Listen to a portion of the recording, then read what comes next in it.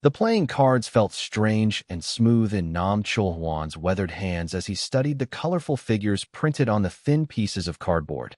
Kings and queens with elaborate crowns, jacks with mysterious smiles, numbers and symbols that seemed to dance across the glossy surface in the flickering light of the recreation hall.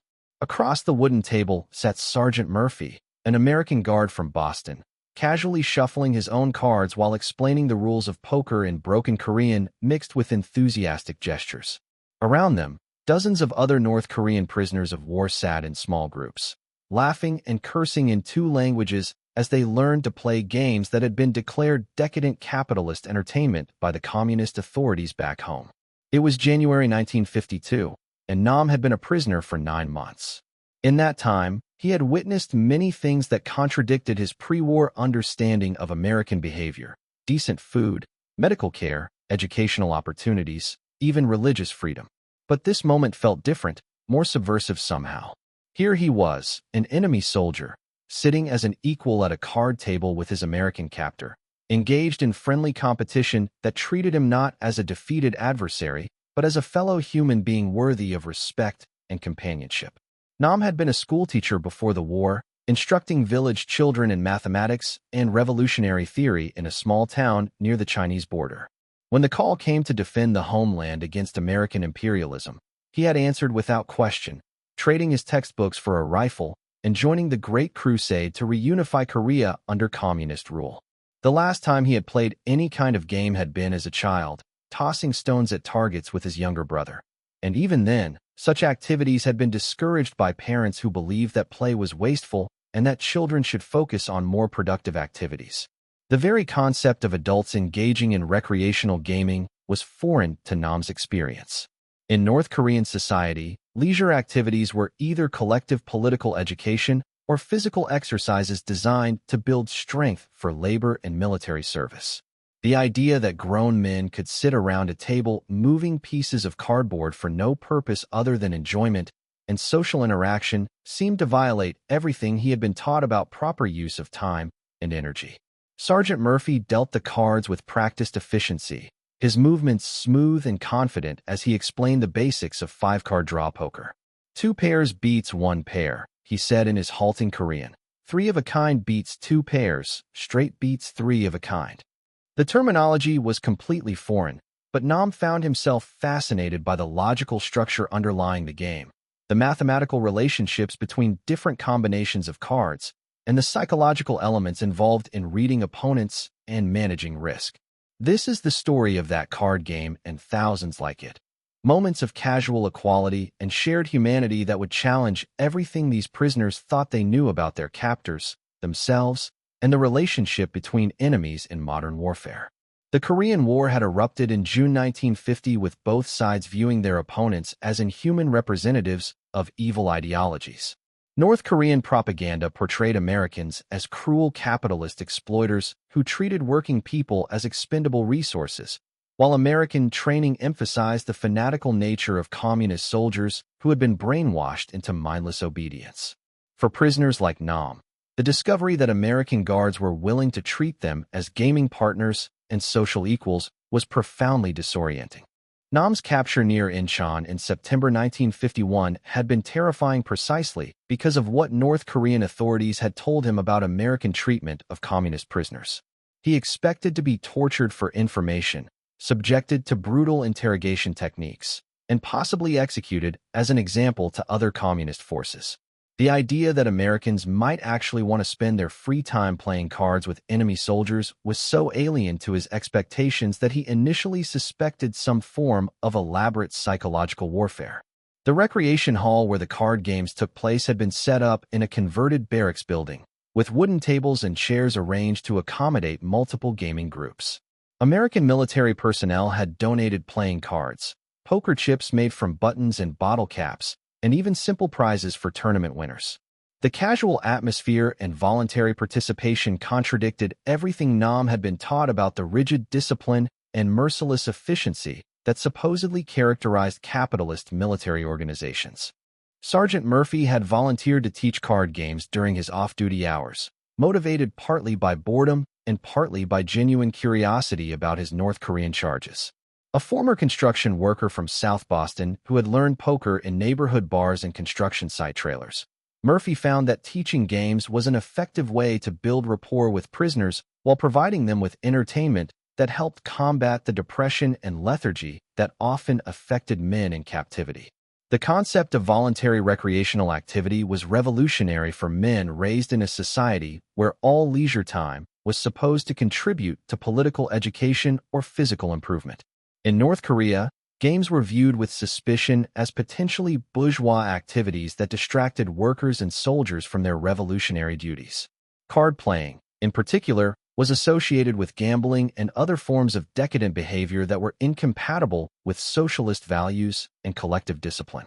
Nam's first poker lesson was an exercise in cultural translation that went far beyond learning rules and strategies.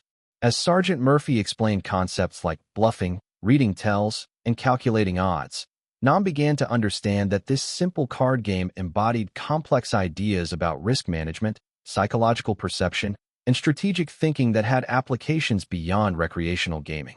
The skills required for successful poker, analyzing probabilities, managing resources, reading human behavior, were actually quite sophisticated. The social dynamics of card playing proved even more revolutionary than the intellectual challenges. At the poker table, Nam found himself interacting with American guards as an equal participant rather than a subordinate prisoner. Success in the game depended on skill and luck rather than military rank or political status. A North Korean private who was good at reading bluffs could beat an American sergeant who was overconfident about his hand. The cards themselves were neutral arbiters that recognized no distinction between captor and captive. Private Yu Byung-ho, a former factory worker who had been captured alongside Nam, was initially skeptical of the entire program. "Why do they want to play games with us?" he whispered during evening conversations in the barracks. "What are they trying to learn? What information are they hoping we'll reveal while we're distracted by cards and gambling?" His suspicions reflected the deep-seated North Korean belief that Americans never acted without calculating political or military advantage. But Sergeant Murphy's approach gradually won over even suspicious prisoners through his obvious enjoyment of the games and genuine respect for skilled players regardless of their nationality or political background. He celebrated good plays by North Korean prisoners, offered strategic advice to help them improve, and treated wins and losses with the casual good humor that characterizes healthy recreational competition. His behavior suggested that sometimes Americans really did things simply because they were enjoyable rather than because they served strategic purposes. The variety of games available was staggering to prisoners accustomed to societies where entertainment options were severely limited. Beyond poker, American guards taught prisoners blackjack, bridge, gin rummy, and even simple gambling games like craps using makeshift dice carved from wood scraps. Each game introduced different strategic concepts and social dynamics, providing ongoing intellectual stimulation that helped prisoners cope with the boredom and uncertainty of captivity. Nam found himself particularly drawn to bridge, a complex card game that required partnership, communication, and sophisticated strategic planning. The need to work cooperatively with a partner while competing against another partnership created social dynamics that were both familiar and foreign to his experience. In North Korean society, cooperation was mandated by political authority and directed toward collective goals. In bridge, cooperation was voluntary and aimed at defeating opponents through superior teamwork and communication. The mathematical aspects of card games provided unexpected educational opportunities for prisoners with various levels of formal schooling. Nam's background as a teacher made him naturally interested in probability calculations, statistical analysis, and the logical structures that governed different games. He began to understand that successful card playing required skills that were highly transferable to other areas of life: planning, risk assessment, resource management, and psychological insight. American guards were often surprised by how quickly their North Korean students mastered complex games and developed sophisticated strategies. Corporal Johnson from Alabama, who had been teaching blackjack to interested prisoners, later wrote to his family, "These enemy soldiers who we were told were just mindless robots turn out to be sharp thinkers who can calculate odds and read people better than most folks back home. Yesterday, one of them beat me 6 hands straight using card-counting techniques that would make him rich in Las Vegas." The cultural exchange worked both ways. North Korean prisoners taught American guards traditional Korean games using modified playing cards and improvised equipment. Games like Go Stop and Wadu required different strategic thinking and offered insights into Korean culture and values. American soldiers found themselves learning not just game rules, but cultural concepts about honor, patience, and long-term strategic planning that characterized traditional Korean recreation. As winter deepened in early 1952, the card games became increasingly important social events that helped maintain morale during the darkest and coldest months of captivity. The recreation hall was one of the few heated buildings in the compound, and evening card games provided warmth, companionship, and mental stimulation that helped prisoners cope with separation from family, uncertainty about the future, and the psychological stress of indefinite detention. The tournaments that evolved organically around the card games created new forms of social organization within the prison camp. Players developed reputations for particular skills. Nam became known for his bridge expertise, while other prisoners gained recognition for poker prowess or blackjack strategy. These gaming identities existed alongside, but separate from military ranks and political backgrounds, creating alternative hierarchies based on merit and achievement rather than official status. The prizes awarded in card tournaments were modest, but symbolically important: extra cigarette rations, small items of clothing, or special meal privileges. More significant than the material rewards was the recognition and respect that came with gaming success. For men who had been stripped of their military ranks and national identity, achievement in card games provided opportunities to rebuild self-esteem and gain peer recognition through personal accomplishment. Nam began to understand that the American willingness to play cards with enemy prisoners represented something profound about democratic values and individual dignity. In North Korean society, interactions between different social levels were carefully regulated according to political hierarchy and revolutionary protocol. The idea that authority figures might choose to engage with subordinates as equals in recreational activities was almost incomprehensible. The psychological effects of card playing extended beyond simple entertainment and social interaction. The games provided opportunities for prisoners to exercise personal choice, strategic thinking, and individual initiative in ways that had been discouraged or forbidden in their highly regimented homeland society. The freedom to make independent decisions, even about something as trivial as whether to fold or raise in a poker hand, was psychologically liberating for men accustomed to following orders and conforming to collective expectations. Sergeant Lee Dong-soo, a former political instructor who had been responsible for maintaining ideological purity among his troops, found his worldview challenged by the egalitarian atmosphere of card games. In North Korea, we were taught that Americans viewed other people as objects to be exploited for profit, he later reflected. But at the card table, they treated us as worthy opponents whose skills and intelligence they respected. This was not the behavior of exploiters, but of people who genuinely enjoyed human competition and companionship. The strategic thinking required for successful card playing also provided opportunities for intellectual development that went beyond the games themselves. Players learned to analyze probabilities, assess risk and reward, manage limited resources, and adapt strategies based on changing circumstances. These cognitive skills had obvious applications to other areas of life and decision-making, making card games unexpectedly educational experiences. By spring 1952, the card games had become central to camp social life, with regular tournaments drawing participants and spectators from throughout the prisoner population. The competitions created excitement and community spirit that helped maintain morale and provided healthy outlets for competitive instincts that might otherwise have created disciplinary problems. American camp administrators recognized that the recreational programs served important practical purposes beyond prisoner entertainment. Men who were engaged in enjoyable activities caused fewer problems, showed less tendency toward depression and despair, and were generally more cooperative with camp regulations and procedures. The card games had become an effective tool for maintaining order and stability while treating prisoners according to humanitarian standards. The informal relationships that developed around card tables gradually broke down barriers of mistrust and hostility between prisoners and guards. Men who had been trying to kill each other on the battlefield found themselves sharing jokes and strategies across gaming tables, discovering common interests and human connections that transcended political ideology and national identity. As 1952 progressed and armistice negotiations began to take shape, the card games took on additional poignancy as prisoners realized their time in American custody might be limited. The friendships formed across card tables and the social communities built around gaming activities might soon be ended by repatriation to very different societies where such interactions would not be possible or acceptable. Many prisoners expressed concerns about returning to North Korea after experiencing the intellectual freedom and social equality that characterized American recreational culture. How could they readjust to a society where individual initiative was discouraged and social interactions were regulated according to political considerations? The card games had provided a taste of personal liberty that would be difficult to abandon.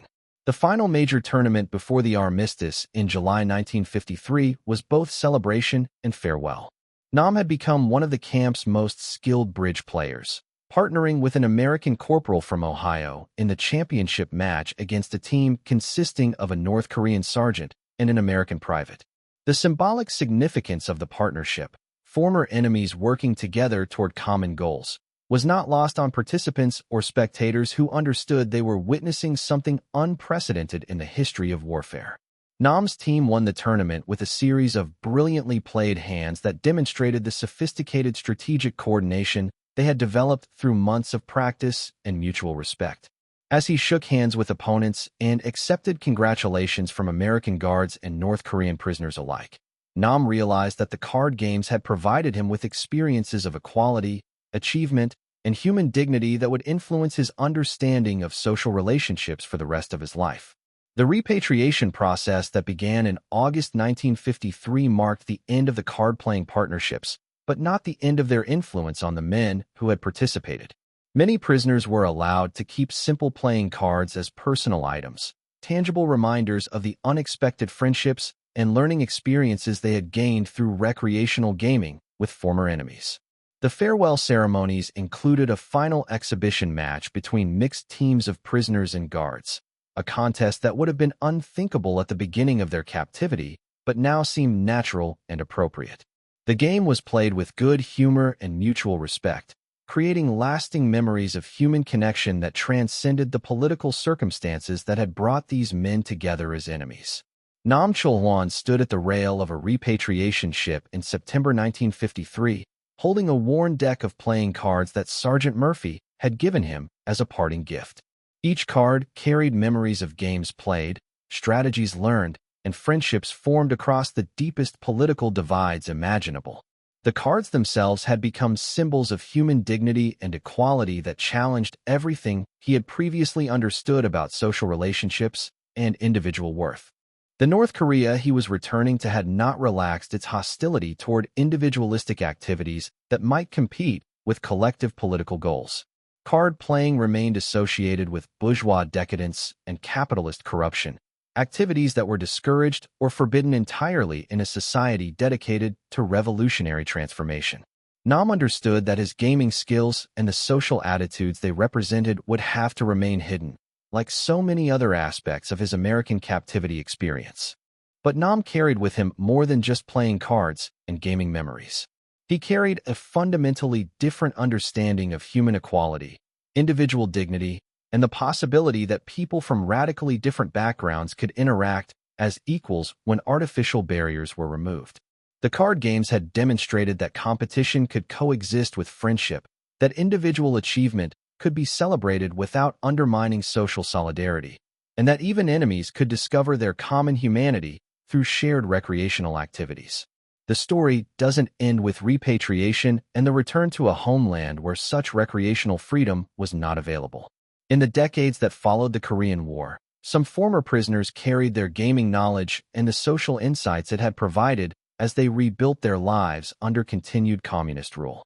While card playing remained politically suspect, the cognitive skills developed through gaming, strategic thinking, probability assessment, psychological insight, proved valuable in other contexts.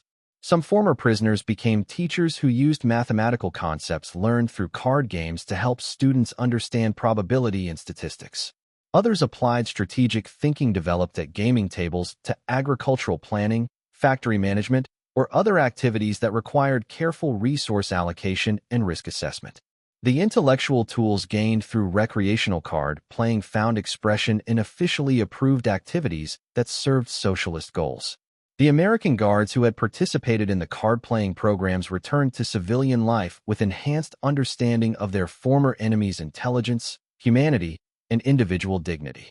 Many continued to play the same games they had taught to North Korean prisoners, carrying with them memories of men who had proven that political ideology could not eliminate fundamental human similarities in reasoning, humor, and competitive spirit. The prison camp card games had demonstrated something profound about the relationship between recreation and human dignity. They had shown that societies confident in their own values could afford to treat even their enemies as worthy gaming partners, and that such treatment often proved more effective than coercion in demonstrating the superiority of democratic principles and individual freedom. But perhaps most importantly, the card games had revealed the universal human need for intellectual challenge, social interaction, and personal achievement that transcends political systems and national boundaries. The prisoners who had learned poker strategy and bridge technique from American Guards had experienced forms of equality and respect that challenged their understanding of how different societies organize relationships between authority and subordination, individual initiative and collective conformity. The playing cards no longer felt strange in experienced hands. The games had ended with repatriation, and the casual equality of the gaming table had been left behind with other aspects of American abundance. But the intellectual skills developed through card playing, the social insights gained through recreational competition, and the understanding that individual worth could be recognized and celebrated. These discoveries would prove more durable than any political system and more powerful than any ideology seeking to reduce human beings to mere instruments of collective purpose. Today, card games remain popular recreational activities throughout the world, including in South Korea, where poker tournaments and bridge clubs provide entertainment and social interaction for millions of citizens. The North Korean prisoners who first learned these games from American Guards in 1950s prison camps witnessed an early example of cultural exchange that would eventually help transform global understanding of recreation, competition, and human dignity. The cards had been dealt, the games had been played, and the players had returned to their separate worlds. But the lessons learned around those wooden tables, that enemies could become friends through shared activities, that individual merit could be recognized regardless of political background, and that human dignity could flourish when artificial barriers were removed, would continue to influence understanding and relationships long after the last hand had been played and the final tournament concluded. That perhaps is the ultimate lesson of the Korean War prison camp card games, that sometimes the most profound transformations occur not through dramatic political events or military victories, but through simple human interactions that recognize and celebrate our common humanity. The games had ended, but their message would prove eternal, that people of good can always find ways to connect across the deepest divisions, that competition can coexist with friendship, and that a deck of cards in the right hands can become a bridge between enemies and a pathway toward mutual understanding and respect.